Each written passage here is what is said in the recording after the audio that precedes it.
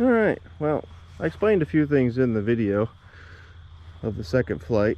I figured I'd go over everything that's been done to this thing, why I call it a Mark III.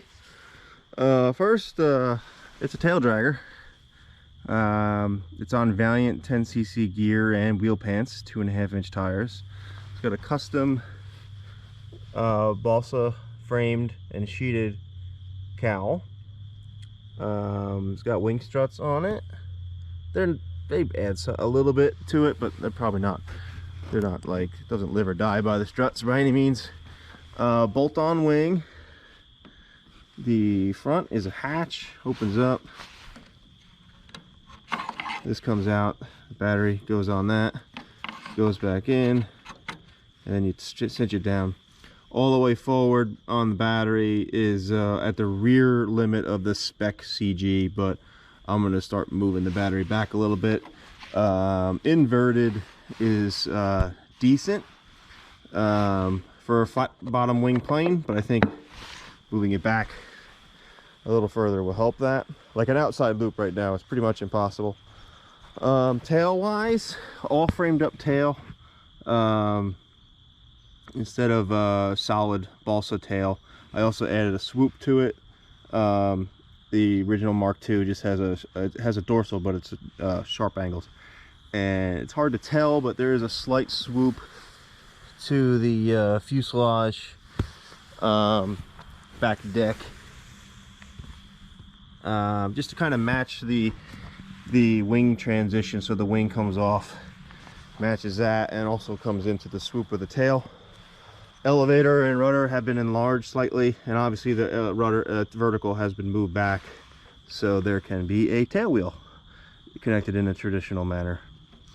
But yeah, and the wing is set up like my deflatlon, where you can do full wing aileron, flapperon, flaps. So it's got four wing servos, and I recessed them a little bit instead of the whole body of the servo sticking out, so they're recessed inside the wing in the pocket a little bit. So I figured in my sport slash scale planes I would do it that way from now on. And then the bottom has kind of like a decathlon type cowl exit with the pieces that come down, and I also built a piece to hide the gear screws to make it a little more streamlined, so the whole gear is hidden by wood, so you don't just see the gears stuck to the bottom of the plane. But yeah, and I still got to put my hatch in there, which will move my CG back a little bit. Putting the hatch on there, I gotta sand it and cover it, but the servos that's where they are in the back. And yeah, it flies really nice.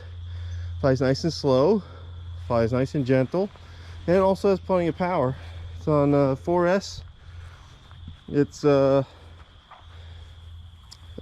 think I mentioned it in the flight, 3520 SunnySky 780 kV with a 12/8 prop, 2-inch aluminum spinner, and yeah, super happy with it. Flies exactly like I wanted it to. I may play around with some big bush tires on it, just to see what it's like with those, but very happy with the way it is now, and we'll be flying it more. And I still got to do some trim on it. I got some silver trim to put on it, and some more trim on the bottom, because right now it's a little hard to tell what's top and bottom. But yeah, super happy with it, and there'll be more videos coming up when I get more time on it. All right, well, I got crappy lighting again, but I just actually flew this for the first time. Made some tweaks. I had settings from another plane, so the rudder wasn't quite as I had a little bit too much expo in the rudder, because this is the setting set up from the deflatlon. So I reduced that, had to adjust the elevator down on with flaps. It was a little on the low side, but yeah, overall the flight went really well. I flew the Cavalier first to knock the cobwebs off.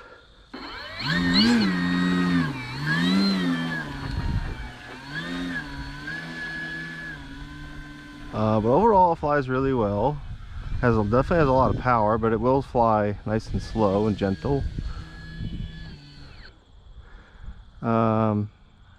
It's the first time using one of these Hobby Wing V2 ESEs, and it's got a little bit of, it seems like it has a little bit of a brake on it, but so I do some configuring on that. Make sure everything is good.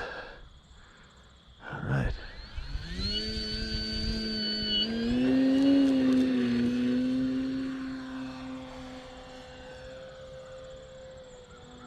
Really unfortunate sun positioning when you fly this late in the day. Oh, I must have messed up the radio config because it's needing down up trim right now, so let me fix that. I almost did 0 trim on the first flight. A little bit of aileron trim, maybe like 5 clicks, which is like basically nothing.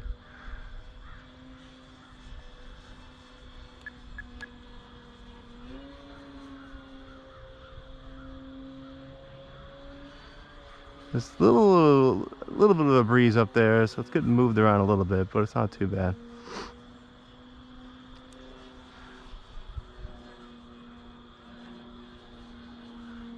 I have it on full wing aileron mode right now, so I'll go over some of the changes to the plane when I land it. But it's got larger ailerons, and they're split, so they can be flaperons and flaps. Similar, same as the deflatlon wing basically, so the wing's got 4 servos in it.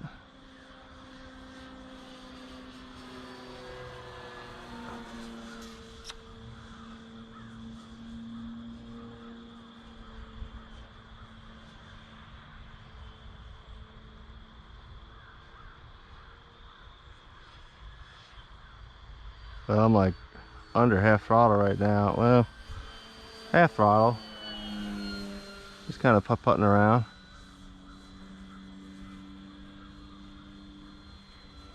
But can open her up.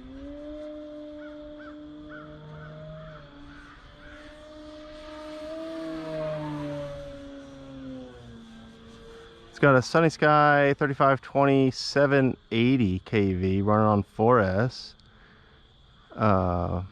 Power calculation should be close to 1.5, 1.6 to 1 power to weight. All in weight flying, it's about 5.4 pounds, which is a little heavier, but I do have bigger gear on it. It has Valiant 10cc landing gear on it, so there's a little bit more aluminum there, and Valiant 10cc wheel pants, Dubro tires. CG is right on the back limit, and I'm probably going to experiment with it a little further back. Inverted's not bad, but it's obviously a flat bottom wing, so it's requiring a decent amount of forward pressure. But I feel like if I move the CG back a little more, I should have helped out a little bit. Like I don't think it can do an outside loop right now. When I turn off full aileron mode, it's just the outer barn door style. This roll rate's not bad.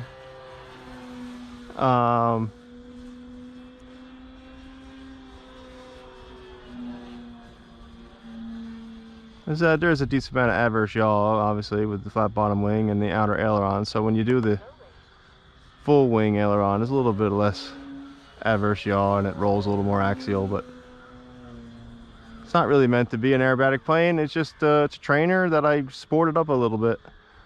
I kind of, in the radio, I have it labeled as the Kadet Mk2. There's a Mark II, but it's got quite a few changes done to it. It's got struts added to it just to make it a little more like a real plane. They're not really functional. I'm sure they add a little bit of strength to it, but they're not really required. So my first plane was a Kadet Mark II back in like 95, nearly 30 years ago. And I was like 12 and didn't know what I was doing, and I didn't build the wing correctly, so I went to do a maneuver similar to this, roll it, and back down the bottom of the loop, and the wing just said, "See ya," snapped in two, and down she went. But that was my first powered RC flight, was with Kadet Mk2. And I guess it was last year, 2 years ago, I was like, I'm gonna buy a new one. So this is a new kit from Sig, fairly new anyway. And I mean, I didn't build it exactly like the original, obviously. I made a lot of changes. It's got slightly larger tail surfaces, elevator and rudder, bigger ailerons, as I mentioned, custom wooden cowl. It's a tail dragger, obviously, instead of tri-gear. Made some changes to kind of lighten it up a little bit. Some of the wood they gave me with this kit was a little on the heavy side, so, but it's got a framed up tail instead of a solid tail. And same thing with the horizontal stabilizer is all framed up instead of frame and sheeted. I did end up having to put the servos in the tail. They're not exposed, they're in a pocket in the tail with an access panel. So that makes the CG go back because I took so much weight out of the tail. I also cut all the sheeting out of the tail, so it's bare frame, kind of like a Cadet Senior or Senorita, or Senior, I think it's a Senorita, whatever it is.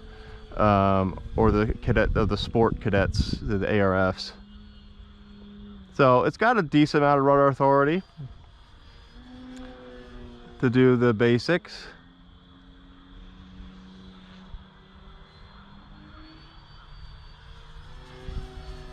And also the wing is bolt on now. No, I am not gonna deal with rubber bands anymore. So I came up with a bolt on mount with screws in the back, dowels in the front, screws in the back. And obviously it hasn't failed yet.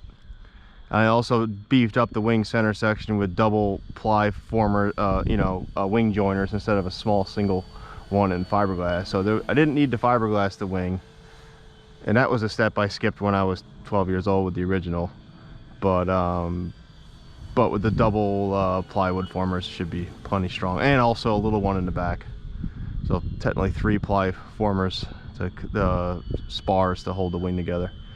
But it's fun. I mean, it's kind of exactly what I was expecting to do, just a kind of nice little cruise around flyer, nothing with a little bit of extra sport capability. I don't need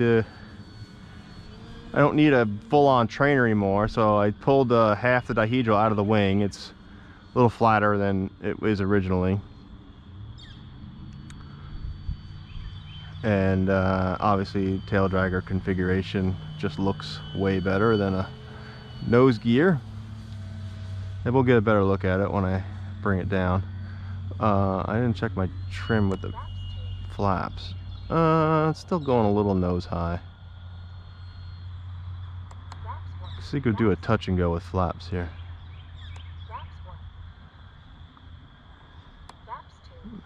It's almost time to take my glasses off, but I can't because the camera's above my head.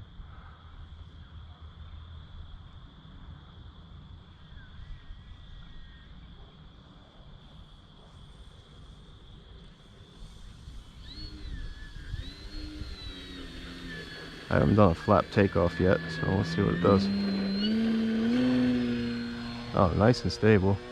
Still needs some down trim on it. It wants to nose up pretty bad with the flaps in, but a little fine tuning here and there. It definitely, the rudder feels better this time because I took that Expo out. It's only got 30 in it now. It had 60 in it because with the Deflatlon and the Decathlon, that's what this configuration came from.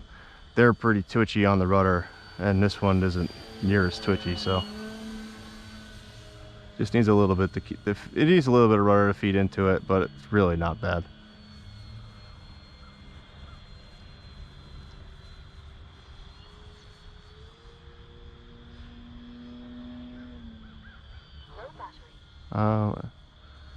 What's my timer at? Oh, I'm past the timer. Huh. Oh, I didn't reset the timer, I guess. Well, I got voltage telemetry, so I'm right at the voltage limit, but do another slow pass.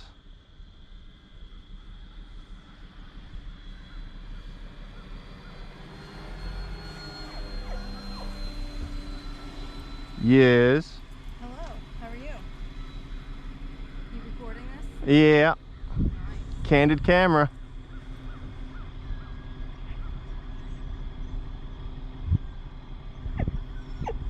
Oh, what do you want?